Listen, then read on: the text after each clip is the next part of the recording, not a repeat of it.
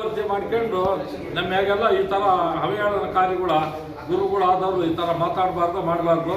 ಅವರು ಗುರುಗಳಿದ್ದಾರೆ, ತಿಳಿದಾರೆ, ಮಾರ್ಗದರ್ಶನ ಮಾಡಂತದಾರೆ, ಎಲ್ಲ ಬುದ್ಧಿವಂತರಾದಂಥ ನಾಡಿದ್ಯಾದಿಂದ ಪ್ರಖ್ಯಾತಿ ಪಡೆದಂಥ ಗುರುಗಳು ಈ ನಮೂನೆ ಸಮಾಜಕ್ಕೆ ಭಕ್ತರಿಗೆ ತನ್ನ ಸ್ವಂತ ಪೀಠ ಮಾಡಿ ಸ್ವಂತ ಮಠನೇ ಸ್ವಂತ ಹಳೆ ಮಠ ಇಲ್ಲೇ ಅಲ್ಲ. ನಮ್ಮ ಏನು ಇಡೀ ಜಗದ್ಗುರುಗಳು ಸ್ಥಾಪನೆ ಮಾಡಿದ ಮಠ 300, 400, 500 ವರ್ಷಗಳಿಗೆ ಇರೋಂಥ ಪರಂಪರೆ 21ನೇ ಜಗದ್ಗುರುಗಳಾಗುವ 22ನೇ ಜಗದ್ಗುರುಗಳು ಇವರು. ಆ ಪರಂಪರೆನೆಲ್ಲ ಸರ್ವನಾಶ ಆಗಿ ಹೋಗಿದೆ. ಇವರು ಒಬ್ಬರೇ ಪೀಠಾಧಿಪತಿ. ಹೊಸ ಪೀಠ ಇದು, ಹೊಸ ಮಠ, ಬಿಲ್ಡಿಂಗ್ ಎಲ್ಲ ಅವೇ.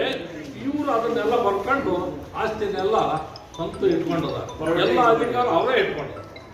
ಪತ್ರಿಕಾಗೋಷ್ಠಿ ನಡೆಸಿದ್ದು ಸಿರಿಗೆರೆ ಸಾಧು ಸಂದರ್ಭ ಸಮಾಜದ ಎಲ್ಲ ಮುಖಂಡರುಗಳು ನಾವು ಮಾಡಿದ್ದೇವೆ. ಉದ್ದೇಶ 1938ನೇ ಸಾಲಿನಲ್ಲಿ ಗುರುಶಾಂತ ದೇಶಿಕೇಂದ್ರ ಮಹಾಸ್ವಾಮಿಗಳಿದ್ದಂಥ ಸಂದರ್ಭದಲ್ಲಿ ಶ್ರೀಮದ್ ಉಜ್ಜಯಿನಿ ಸದ್ಧರ್ಮ ಸಿಂಹಾಸನ, ಶ್ರೀಮದ್ ಪಾಲ್ಗುರಿಕೆ ಸಿರಿಗೆರೆ, ತರಳಬಾಳು ಜಗದ್ಗುರು ಬ್ರಹ್ಮನ್ ಮಠ ಅನ್ನೋಂಥ 2 ಮಠಗಳನ್ನು ಸೇರಿಸಿ ಯೂನಿಫೈ ಮಾಡಿ ಅಲ್ಲಿಂದ 1940ರಲ್ಲಿ ಶಿವಕುಮಾರ ಶಿವಾಚಾರ್ಯ ಮಹಾಸ್ವಾಮಿಗಳವರಿಗೆ ಪಟ್ಟಾಭಿಷೇಕ ಮಾಡ್ತಾರೆ. ಪಟ್ಟಾಭಿಷೇಕದ ನಂತರ ಶ್ರೀ ಶಿವಕುಮಾರ ಶಿವಾಚಾರ್ಯ ಸ್ವಾಮಿಗಳು ಸಾಧು ಸದ್ಧರ್ಮವನ್ನು ಜನಾಂಗವನ್ನು ಭಾಳ ಉತ್ತುಂಗಕ್ಕೆ, ಶಾಲೆ ಕಾಲೇಜುಗಳನ್ನು ನಿರ್ಮಾಣ ಮಾಡೋದು, ಹಾಸ್ಟೆಲ್ಗಳನ್ನು ನಿರ್ಮಾಣ ಮಾಡೋದು, ಜನರಲ್ಲಿ ಸಾಮಾಜಿಕ ಪ್ರಜ್ಞೆ, ಧಾರ್ಮಿಕ ಸಾಂಸ್ಕೃತಿಕ ವಿಷಯಗಳನ್ನು ತಿಳಿಸೋದ್ರ ಮೂಲಕ ಸಮಾಜವನ್ನು ಉನ್ನತಿಗೆ ಒಯ್ದಿದೆ. ಸಿರಿಗೆರೆ ಶಿವಕುಮಾರ ಶಿವಾಚಾರ್ಯ ಸ್ವಾಮಿಗಳು ಒಂದು ಕಡೆ ಹೇಳ್ತಾರೆ, ಈ ಮಠಕ್ಕೆ 300 ವರ್ಷದ ಪರಂಪರೆ ಇದೆ. ನಮ್ಮ ಮಠದ ಪರಂಪರೆಯ ಪ್ರಕಾರ 60 ವರ್ಷ ಆದಮೇಲೆ ಪೀಠಾಧಿಪತಿಗಳು ಪೀಠವನ್ನು ತ್ಯಾಗ ಮಾಡಬೇಕು, ಅದಕ್ಕೆ ಹೊಸಬರನ್ನ ಪೀಠಕ್ಕೆ ನೇಮಕ ಮಾಡಬೇಕು. ಮತ್ತು ಪೀಠಕ್ಕೆ ನೇಮಕ ಮಾಡಬೇಕಾದ್ರೆ ಸಾಧು ಸದ್ಧರ್ಮ ವೀರಶೈವ ಸಮಾಜ ಸಂಘ ಏನಿದೆ, ಸಂಘದ ಅಧ್ಯಕ್ಷರು, ಪದಾಧಿಕಾರಿಗಳು ಮತ್ತು ಭಕ್ತರು ಎಲ್ಲರೂ ಸೇರಿ ಪೀಠಾಧಿಕಾರಿಯನ್ನು ನೇಮಕ ಮಾಡಬೇಕು. ಒಂದು ವೇಳೆ ಈಗಿರುವಂಥ ಜಗದ್ಗುರುಗಳು ಒಪ್ಪದೇ ಹೋದರೂ ಕೂಡ ಸಂಘದ ಅಧ್ಯಕ್ಷರು ಮತ್ತು ಭಕ್ತರ ಒಂದು ತೀರ್ಮಾನವೇ ಅಂತಿಮ ಅನ್ನೋಂಥ ಒಂದು ಹೇಳಿಕೆಯನ್ನು ಹೇಳಿ ತಾವು ಕೂಡ ತ್ಯಾಗಪತ್ರವನ್ನು ನೀಡಿ ನಾನು 60 ವರ್ಷಕ್ಕೆ ರಿಟೈರ್ ಆಗ್ತೇನೆ ಅಂತ ತಾವು ನಿವೃತ್ತಿ ಹೊಂದಿ ಡಾಕ್ಟರ್ ಶಿವಮೂರ್ತಿ ಶಿವಾಚಾರ್ಯ ಮಹಾಸ್ವಾಮಿಗಳವರನ್ನು 1979ನೇ ಸಾಲಿನಲ್ಲಿ ಸಿರಿಗೆರೆ ಮಠಕ್ಕೆ ಜಗದ್ಗುರುಗಳನ್ನಾಗಿ ನೇಮಿಸ್ತಾರೆ.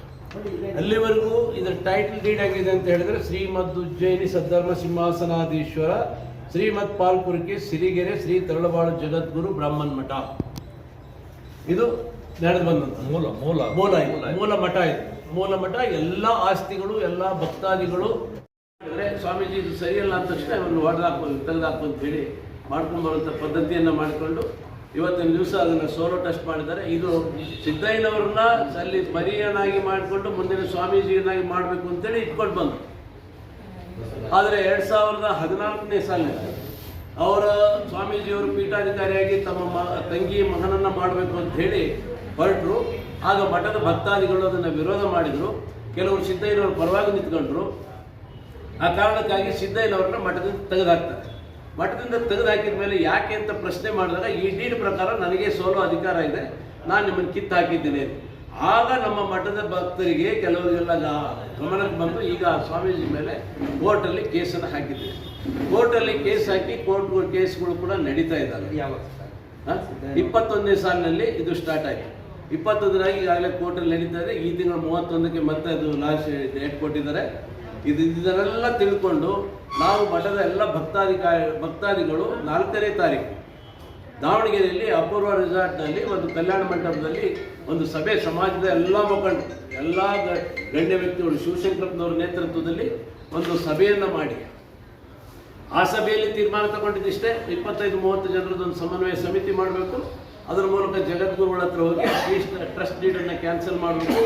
ಆ ಟ್ರಸ್ಟ್ ಡೀಡ್ ಕ್ಯಾನ್ಸಲ್ ಆದಮೇಲೆ ಪೀಠಾಧಿಕಾರಿಗಳನ್ನು ನೇಮಕ ಮಾಡಬೇಕು. ಸಂಘವನ್ನು ಚುನಾಯಿತ ಪ್ರಜಾಪ್ರಭುತ್ವ ರೀತಿಯಲ್ಲಿ ಸಂಘವನ್ನು ನಡೆಸಬೇಕು. ಈ 3 ಪಾಯಿಂಟ್ಗಳನ್ನ ಸ್ವಾಮೀಜಿಯವರ ಗಮನಕ್ಕೆ ತರಬೇಕು ಅಂತ ಚರ್ಚೆ ಮಾಡಿದರೆ 5ನೇ ತಾರೀಕು ಸ್ವಾಮೀಜಿಯವರು ಪ್ರೆಸ್ ಮೀಟ್ ಮಾಡಿ ಹೇಳ್ತಾರೆ, ಆ ರೆಸಾರ್ಟಲ್ಲಿ ಮಾಡಿದ ಸಭೆ ಅನಧಿಕೃತ, ಅಲ್ಲಿ ಸೇರಿದವರೆಲ್ಲ ರೆಸಾರ್ಟಲ್ಲಿ ಸೇರೋರೆಲ್ಲ ಕುಡುಕರು ಅಂತೇಳಿ ಇವತ್ತು ಅವರು ಅಲ್ಲಿಂದ ಒಬ್ಬ ಧರ್ಮ ಗುರುಗಳು ಈ ಮಾತನ್ನು ಹೇಳಿದ್ದಾರೆ.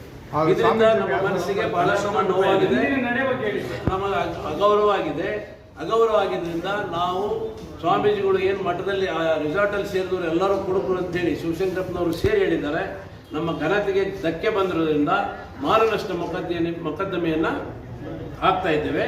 ಮತ್ತು ಎಲ್ಲೆಲ್ಲಿ ಯಾವ್ಯಾವ ಭಕ್ತಾದಿಗಳು ಮಠಕ್ಕೆ ಜಮೀನನ್ನು ಕೊಟ್ಟಿದ್ರು, ಶ್ರೀ ಮಧುಜೈನಿ ಸದ್ಧರ್ಮ ಸಿಂಹಾಸನಾಧೀಶ್ವರ ಮತ್ತು ಪಾಲ್ಕುರ್ಗಿ ಸಿರಿಗೆರೆ ಮಠಕ್ಕೆ ಆ ಉದ್ದೇಶದಿಂದ ಕೊಟ್ಟಿದ್ರು, ಅದು ಮಠದ ಹೆಸರು ಹೋಗಿರೋದ್ರಿಂದ ಇಲ್ಲಿ ಅವ್ರು ಯಾರಿಗೂ ಗೊತ್ತಿಲ್ಲದೆ ಆ ಆಸ್ತಿಯನ್ನು ಕಬಳಿಸುವಂಥ ಕೆಲಸ ಆಗಿರೋದ್ರಿಂದ ಬ್ರೀಚ್ ಆಫ್ ಟ್ರಸ್ಟ್, ಅದಕ್ಕೂ ಕೂಡ ಇವತ್ತು ಕ್ರಿಮಿನಲ್ ಕೇಸ್ಗಳನ್ನು ಹಾಕಬೇಕು ಅಂತ ನಾವೆಲ್ಲ ಕೂಡ ತೀರ್ಮಾನ ಮಾಡಿದ್ವಿ.